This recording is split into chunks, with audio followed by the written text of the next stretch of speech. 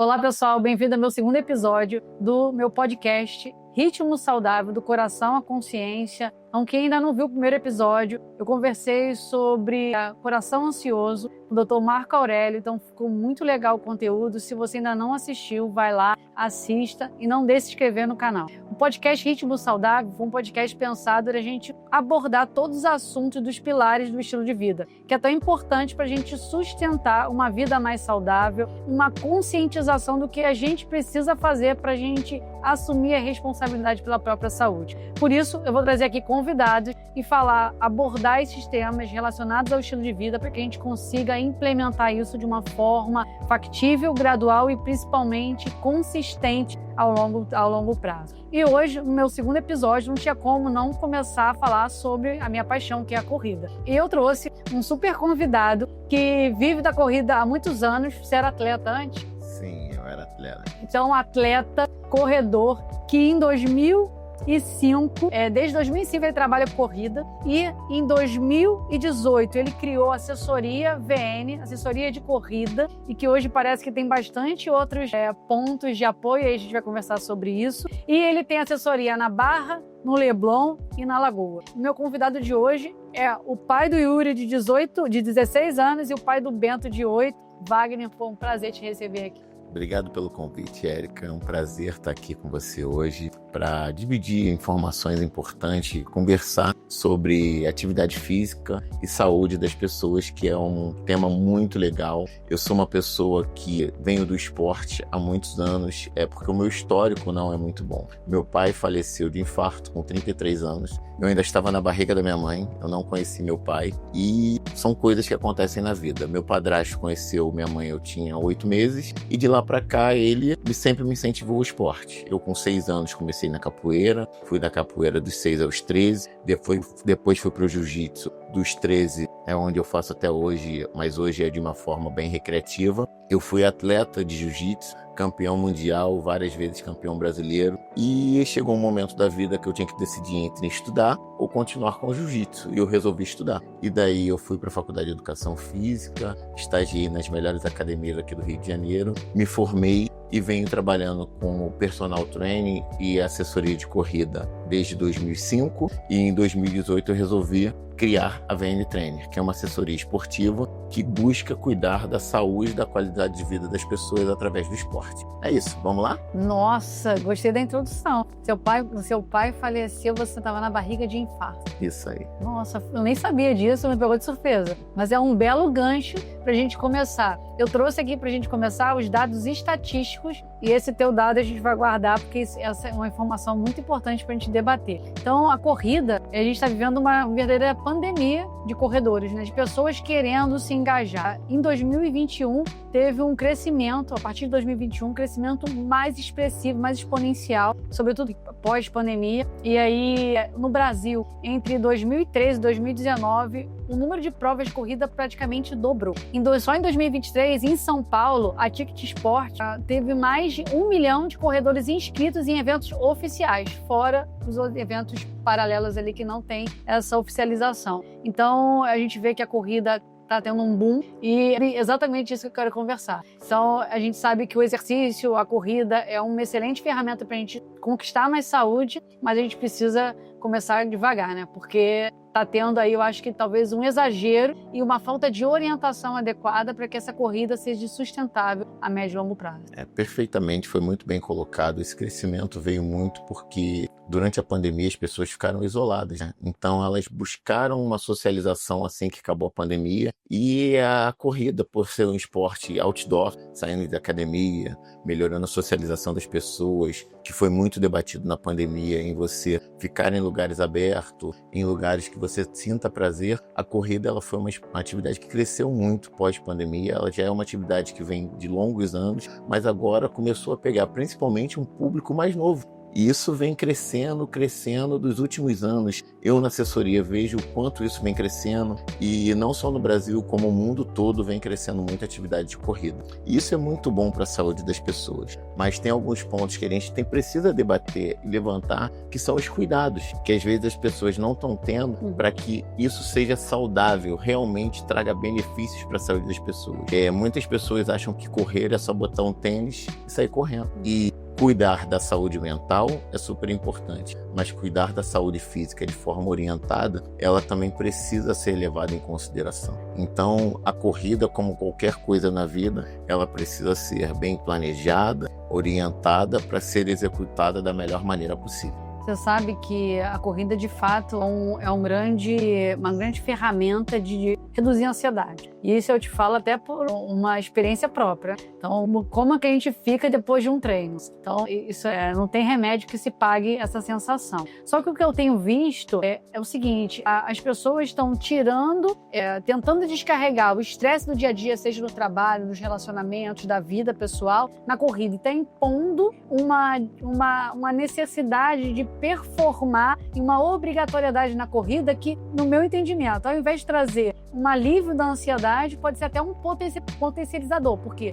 o número de provas que está fazendo em relação à performance, seja de distância, seja em relação à velocidade, e isso fatalmente não é bom nem para a saúde mental e muito menos para a saúde física. Com toda certeza. Isso é um problema do ser humano, né? A gente não pode descartar. A gente vive se comparando com os outros. A gente não comemora os nossos ganhos pessoais. A gente está sempre se comparando. Poxa, a Érica está fazendo isso, eu também vou fazer. Só que eles esquecem do primeiro princípio da individualidade do desporto, que é a individualidade biológica. Então, cada pessoa é uma pessoa, cada pessoa responde de uma maneira àquele estímulo, e principalmente a adaptação. Porque você tem uma vida, eu tenho outra, e outras pessoas também têm outras vidas. E às vezes você vê a vida do Instagram perfeita, que não é perfeita. Na verdade, o Instagram você põe o que você acha legal colocar ali e compartilhar. E esquece que você tem trabalho, tem família, tem suas obrigações. E ao invés de você estar cuidando do esporte para ser um escape de saúde, de qualidade de vida,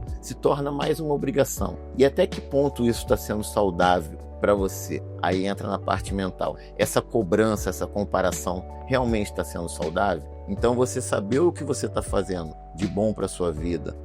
As pessoas às vezes acham, não, porque agora eu estou fazendo alguma atividade física, está sendo bom. Mas será que está sendo bom? Será que você está buscando as orientações certas, está seguindo a trilha certa para aquilo ali? Então são alguns questionamentos que a gente precisa observar com as pessoas, principalmente que estão iniciando a atividade física. Então é um ponto que as pessoas precisam entender. Não é estar fazendo atividade física, principalmente a corrida hoje, por estar num boom, só para estar no meio, porque se você não está fazendo corrida, você não está no meio. Como antigamente, quem não fumava não estava naquele meio. Então, mesmo que seja uma atividade, você precisa ter consciência do que você está fazendo e ser orientado por profissionais do que você deve fazer. Tá. O perfil, mais um dado, o perfil do corredor hoje, cerca de 50% dos novos corredores são iniciantes, que muitas vezes estão falando em saúde, emagrecimento e bem-estar. Então pensa que o Pedro, por exemplo, minha cobaia aqui. Se o Pedro quiser chegar lá, ô Wagner, tô querendo começar a correr, tô querendo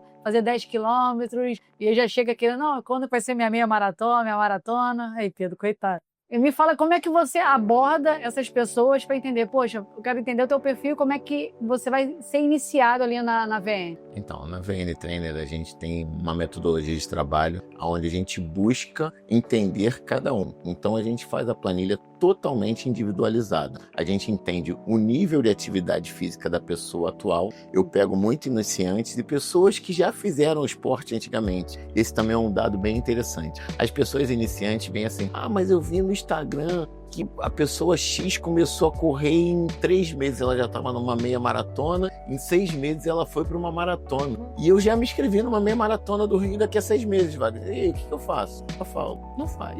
Você não vai conseguir. Se você tentar isso, a chance de você se machucar é muito grande. Então a gente precisa entender que para tudo na vida a gente precisa criar um alicerce. Quando a gente vai construir uma casa, a gente constrói primeiro a base, para depois a gente subir o prédio. Se a gente subir o prédio sem ter uma base, esse prédio vai cair. Então você criar essa base, você adaptar o seu corpo àquela atividade é muito importante. Outro dado muito importante, as lesões na corrida acontecem nas primeiros 3 meses de atividade. Então se você faz um aumento abrupto de distância ou velocidade, a chance de você se machucar é enorme. E aí o que acontece? Você se machuca, diz que a corrida não serviu para você e nunca mais volta para a corrida. Então você fazer a orientação certa, o acompanhamento certo para essa evolução, você sair do sedentarismo para a caminhada, da caminhada para a corrida e depois só correr, é um processo que ele demora um tempo e demanda muita paciência. Então o primeiro erro do corredor iniciante é ele se comparar com o próximo, é ele não comemorar cada conquista. Você não corria nada, hoje em dia você já corre 100 metros, já é uma conquista. Você não corria, você corria 100 metros, hoje você corre 1 quilômetro. Ah, mas eu corro 1 quilômetro em 7 minutos, mas você não corria. Você quer correr já a 4 por mil? A 3 por mil igual o Kipchoge? Você não vai conseguir. Então, acompanhar e entender cada etapa e cada processo é super importante. E esse é o papel da VN Trainer. A gente vai explicando para a pessoa cada processo para ela entender em cada momento que ela está. E às vezes ela vem com uma expectativa e a gente traz ela para a realidade. Mas Wagner, se a pessoa vem aqui dizendo que é isso, você não vai atender essa pessoa? Vou atender a pessoa, mas aqui a gente vai deixar bem claro que aquilo dali é quase impossível. Você sabe que os dados mostram que até 79% dos corredores amadores sofrem alguma lesão por ano. E aí aqui não bota os iniciantes, né? Mas só esse dado é real, né? Os mais comuns é joelho, tornozelo e quadril. E o pior é que a recuperação dessa lesão, e para você voltar, quem é corredor mesmo e corre, vai superar aquele processo e volta. Os iniciantes vão começar e, de fato, vão parar e se desestimular em todos os outros processos, pensando no estilo de vida. Então, é muito melhor prevenir uma lesão do que, de fato, depois tratar e tentar se reabilitar para voltar, que é muito mais complicado. É isso. Assim, hoje a gente vê uma tendência mundial dos running clubs, que são clubes de corrida onde as pessoas se juntam para correr. Então, o que vem acontecendo muito? As pessoas, a Erika começou a correr, Wagner, comecei a correr, vamos junto. Aí você entra para aquele running club ali, aí lá eles dividem as pessoas por ritmo, aí a Erika corre mais do que eu, aí ela vai para um grupo mais forte. E eu que estou aqui um pouquinho mais lenta, poxa, mas eu quero correr com a minha amiga. Aí o que eu começo a fazer? Eu pulo a etapa de base porque eu não tive uma orientação, eu não tive um teste para saber quais são os níveis, eu não tive uma base geral para entender aonde eu estou e aonde eu posso chegar e qual o tempo para isso. Aí eu começo a acelerar demais, aumentar o meu pace e automaticamente a minha distância também, para acompanhar a Erika, que é minha amiga. E o que acontece? Eu me machuco. E ao invés de eu fazer esse movimento de estar ali junto com ela, eu vou me afastar totalmente, porque eu não vou conseguir mais correr. Antes você tinha pelo menos a parte inicial com a Erika, o final, que é o café que todo mundo adora, o pós, a resenha, e você machucou e você não vai ter mais. Então respeitar o processo evolutivo é super importante. E as pessoas não estão fazendo isso. Por quê? Porque elas estão acreditando que só a parte social da corrida e se juntar sem ter um profissional, sem ter os exames clínicos que ela deve fazer, os testes que devem ser feitos para ela iniciar uma atividade é super importante. E as pessoas estão pulando etapas e acabam se machucando. Sabe que eu comecei a treinar, a última leva aqui, eu sempre treinava e parava, foi em 2013. Eu comecei a fazer, eu fazia funcional, era mais funcional, corria, mas corria na areia, corria muito pouco no asfalto. E aí, me apresentaram lá no grupo que a gente treinava, a professora falou assim, pô, Erika, você vai gostar de conhecer a Wade. Pô, ela corre pra caramba. Eu falei, tá. Aí o Wade me chamou um dia pra correr. Eu não consegui nem dormir direito no dia anterior. Ela vai até rir quando ela estiver assistindo. Mas a gente foi lá pra Grumari e voltamos. Sei lá, deve ter dado uns 10, 12 quilômetros. Eu nunca tinha corrido isso. E aí, enfim, aí foi ali que comecei a correr. E na época, isso foi em 2016, né? Você deve ter pego, com certeza, na época que a Nike fazia aqueles treinos da Nike. Sim.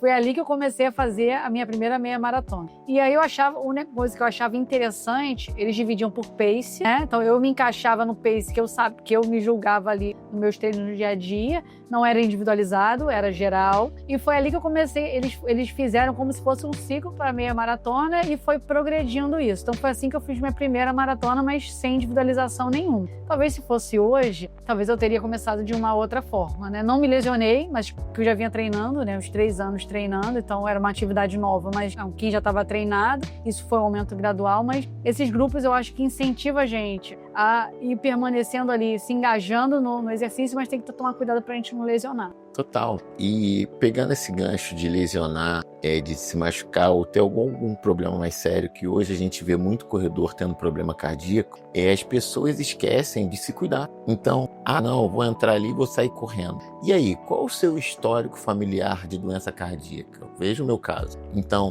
qual é a possibilidade de você se machucar? Você já fez algum teste para saber se você está apto a fazer aquela atividade? As pessoas acham que é para qualquer um. Na verdade, não é para qualquer um. Para qualquer um que esteja preparado. Você sair e dar uma caminhada recreativa, isso é para qualquer um. E aí, você já fez algum teste para saber se o seu coração está em dia para fazer atividade? Como é que está o seu exame de sangue? E pegando esse gancho de nível de condicionamento, em pace, você fez algum teste para saber se realmente aquele nível ali que você tem que entrar é aquele pace que você tem que seguir? Então as pessoas estão negligenciando muito na parte principal, que é cuidar de si próprio. Tem muita informação, mas se ela consegue, eu consigo. Se ele está, eu posso estar. E não é bem assim. Você precisa ter o real nível de consciência para aquilo ali. Eu uso muito a analogia do advogado.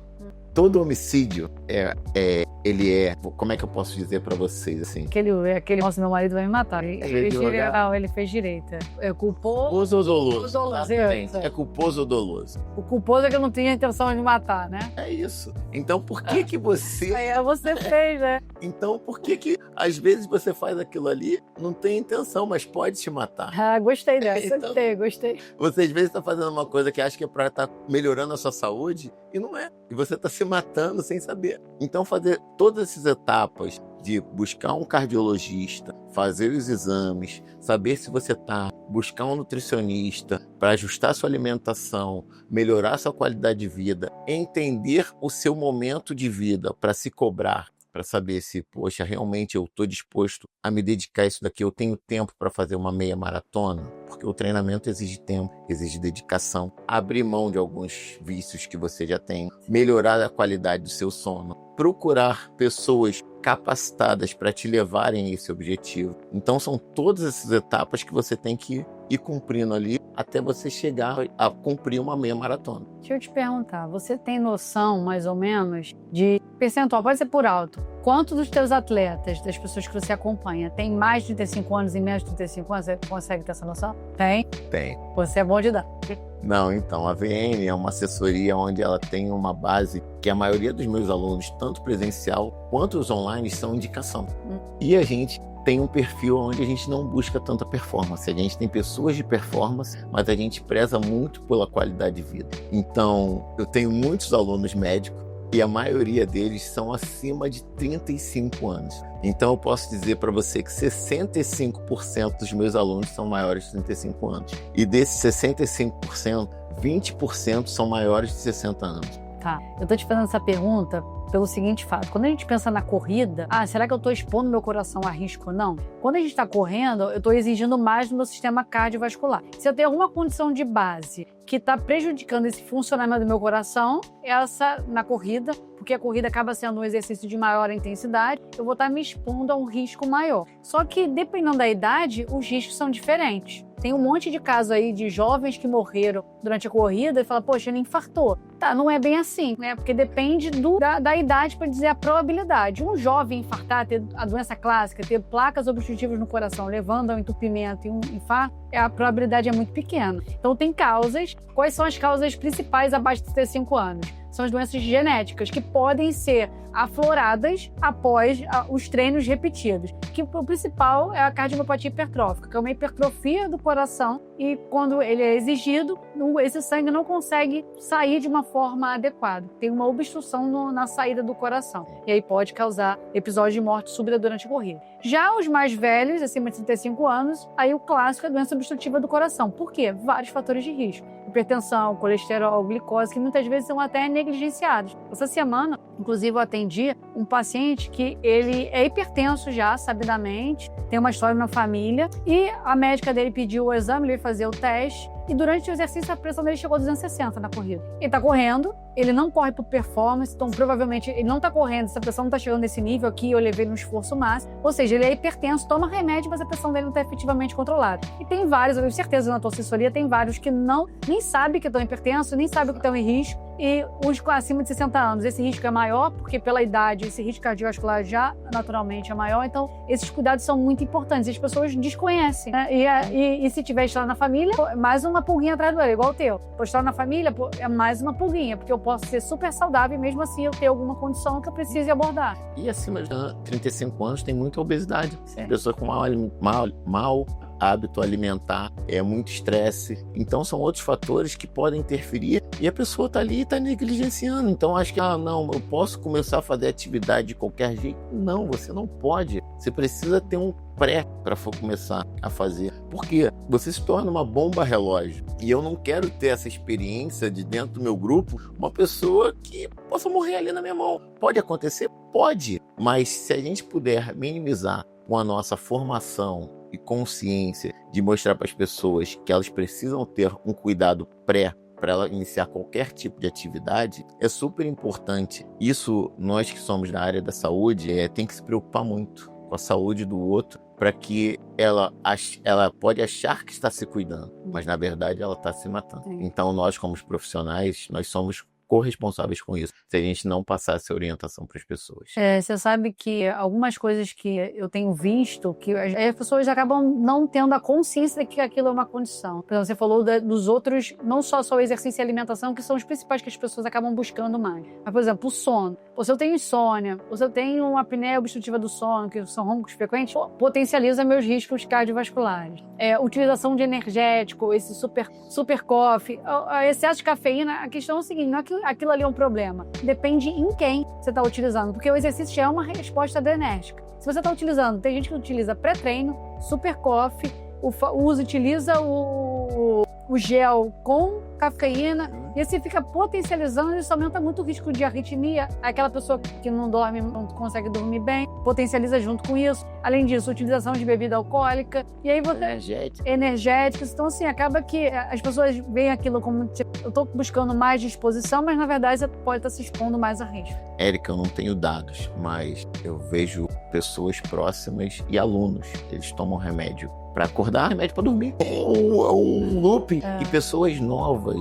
Eu tenho aluno com menos de 30 anos que já faz esse ciclo louco. Não, porque eu preciso mais foco para trabalhar, eu preciso mais foco para estudar. Mas chega à noite eu não consigo dormir, eu tomo um remedinho para dormir. Não, mas esse remédio não é nada. Eu acordo super bem. Aí eu vou, tomo café, daqui a pouco eu tomo um remedinho. Eu não vou falar o nome do remédio. Aí eu acordo e passo o dia ótimo. Falo, legal, onde você tá levando sua vida? Aí à noite, vai pra noite, bebe energético. Sim. E aí? Eu acho que o cérebro só liga e desliga. Total, eles acham que é um interruptor. E você não vai chegar pra pessoa, vem cá, é isso aí que você quer pra sua vida? Uma coisa que eu falo muito, principalmente nas palestras que eu faço, quando eu olho assim, as pessoas lá com sobrepeso, obesas, aí eu pego os homens e falo assim, você tem filho? Pega alguém e fala, tenho um filho de 4 anos. Legal. Quem vai ensinar o seu filho a andar de bicicleta? Quem vai jogar bola com seu filho? As pessoas não conseguem. Aí eles terceirizam essa etapa da vida. A gente antes aqui estava falando, eu tenho um compromisso com meu filho, você tem compromisso com seus filhos, e as pessoas trocam tudo pelo trabalho e pelo dinheiro. Por quê? Você poderia pagar alguém para ir buscar seu filho na escola. E aí, será que esse momento você vai ter? Então você consegue levar o seu filho para jogar bola? Você consegue correr com o seu filho? Será que você vai conseguir ver os seus netos se você não se cuidar? Então são alguns pontos que as pessoas precisam se atentar e vivem muito hoje. Então eu quero fazer isso hoje, hoje, hoje. E como é que você está investindo na sua saúde no futuro? E aí? Por isso que o podcast é do coração à consciência. É exatamente isso que eu prezo. O que a gente valorizar hoje, não que seja errado a gente buscar uma melhor condição financeira. O trabalho é importante, que a gente não consegue. O trabalho é que vai prover tempo pra gente, só que tem um limite. Então, será que eu estou investindo tempo no meu trabalho suficiente, de uma forma inteligente, para que esse retorno de tempo venha e eu consiga usufruir, não lá na frente, mas agora, a partir desse momento, e a gente consiga ter escolhas no nosso dia a dia, o exercício para a gente conseguir fazer a escolha. Eu preciso abrir mão de alguma coisa ou ajustar, eu priorizar o exercício como um momento indispensável na minha rotina para conseguir colocar ele no dia a dia, porque a gente fala que eu não tenho tempo. E essas questões em relação ao horário do sono é importante, o relacionamento, o cuidado com as crianças, isso tudo faz parte do nosso dia a dia, você não vai deixar isso para viver quando? É isso, são ciclos. Ciclo da maratona. Você vive um período para aquele ciclo. Eu posso fazer uma maratona atrás da outra? Não. Você tem que fazer um ciclo, descansar. Então, fazendo um paralelo, você precisa ter um ciclo para você se dedicar ao trabalho. Todo mundo vai ter momentos que você vai ter que abrir mão de alguns momentos com a família, de lazer, para ter esse ciclo no trabalho. Como na corrida também, quando você entra num ciclo de maratona, você vai ter que abrir mão de uma convivência com as pessoas que saem à noite, que bebem, porque você precisa dormir cedo, acordar 5 horas da manhã para fazer o seu longão de 30 quilômetros. Então, ter esses ciclos programados de vida